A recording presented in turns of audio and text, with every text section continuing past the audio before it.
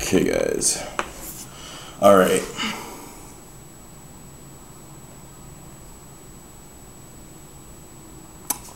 Let's do it. First question here. How did I bring up my delts from being a weak body part, and how did my training style change? Well, I brought up my delts a lot from switching from a very high volume to lower volume, and basically instead of doing a normal 5-day split, chest and then maybe back, then you do your shoulders, then you'll do legs, arms, take a day off and repeat or whatever it is. You're training your shoulders actually quite a bit. I mean, you're doing a lot of sets for shoulders. If you're doing like 16 or even just 12 on Monday, and then you're doing another 12 or 16 on Wednesday, both chest and shoulders, you're working your shoulders. So just by lowering the volume, I found that that's been really effective on bringing my shoulders up, giving them time to recover. And I think that's very important, that most people don't do, is give themselves enough time to recover, not only from the body part itself, but like overall training. Because when you're trying to recover from a shoulder workout, that's going to be interfering with your back workout recovery and all that things, and it adds up. What's your take on carbs at night? Carbs at night can be beneficial. I think that even having carbs at night would be better than having them at breakfast. And I say that just because, just because they're at night doesn't mean it's going to turn to fat or anything like that. It's just, it doesn't happen like that. In the morning, actually, you're more carb sensitive, and because you're more insulin sensitive. So basically, in the morning, there's probably a higher chance of it being shuttled to fat because you're more insulin sensitive, and insulin will shuttle nutrients, specifically carbs, pretty much anywhere. So if you're more sensitive, that means your fat cells are also more sensitive to that insulin, and that means you can be stored as fat more easily. And at night, you're actually less carb sensitive. Carbs also release serotonin, which can help you, relax, fall asleep.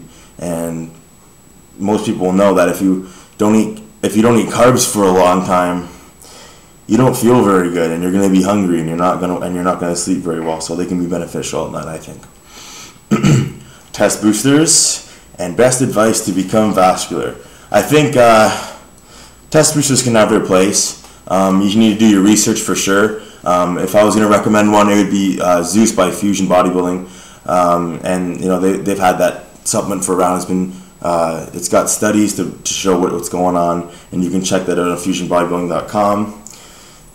Best advice to become vascular, I think personally the best advice I can give you is just get bigger overall. We know that vascularity is mostly genetic, but you will become more vascular when you get bigger, and that is for sure. Tips on getting a natural V-taper, or getting a V-taper if it's not your natural build. Well, just like the other question, becoming more vascular, if you want to have more of a V-taper, you need to build your muscles bigger. When your shoulders get bigger, your arms get bigger, your chest gets bigger, your back gets bigger, everything adds up, and it can make a 28-inch waist look like a 22-inch waist because you're so much wider than your waist. That's how you really get the V-taper. So it's all the combination of having, the bigger body parts.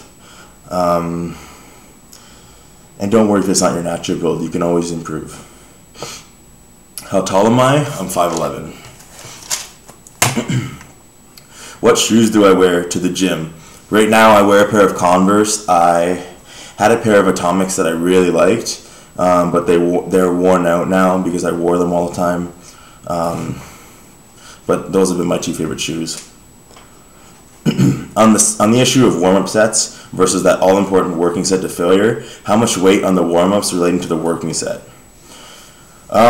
Me, personally, if I was going to be doing like a 4-plate squat, I would warm up with maybe just a bar, and then I would add 1 plate on each side, 2 plates on each side, 3 plates on each side, and then maybe 4 plates for my working set, right? And on the, I'd be doing maybe 15 reps with that 1 plate, maybe 10 with the 2 plates, and maybe just 5 or 6 with the 3 plates, just to get the central nervous system going, because you don't need to waste too much energy if you are going for an all-out failure set.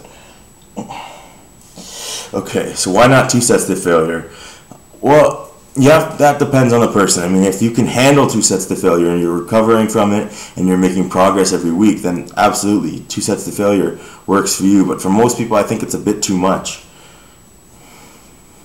It also depends on how intense that failure is. I mean, if you're really getting fucking pumped up for that set and you just destroy it, doing another set like that, it's not possible. You will not get the same intensity again in the same way. You might get the same intensity mentally, but after thrashing your muscles that much on that movement, I don't think you can replicate that set to failure again. Over time, you might be able to do that, but then again, start with one working set, and then after time, after you stop progressing with that, you can add that, and that's basically just increasing the volume, right? Which is another way of progression. How often can you include drop sets, rest pause, etc.? I include rest pause with every exercise that I do, pretty much, except for like squats, because it's a little bit dangerous. But then again, you have to realize that I'm only doing 1 set for each body part, so that rest pause is just a way of making it more intense. But if you're doing 3 or 4 sets, I wouldn't really want to introduce intensity to all of those. And also it depends on your recovery abilities, because everybody's different. So I think that you can introduce them as much as you can recover from them, but as soon as you stop recovering from those intensity techniques, then automatically they're holding you down from the progress. So you can use them, just be very careful when you do use them. I would say if you want to start introducing drop sets to your workouts, start with doing 1 per body part per week, which would basically just be one drop set per week, because you can always do more. But if you're starting with like 6 drop sets per workout, then where do you go from there? How do you progressively overload your muscles if you're already blasting them so much with these drop sets? So just be careful when you're introducing those. Don't overdo it. Will doing cardio at night help burn body fat instead of doing it in the morning? It definitely can. I think that doing it at night or in the morning is beneficial. I personally like doing it in the morning because it gets me kind of energized for the day, but either way.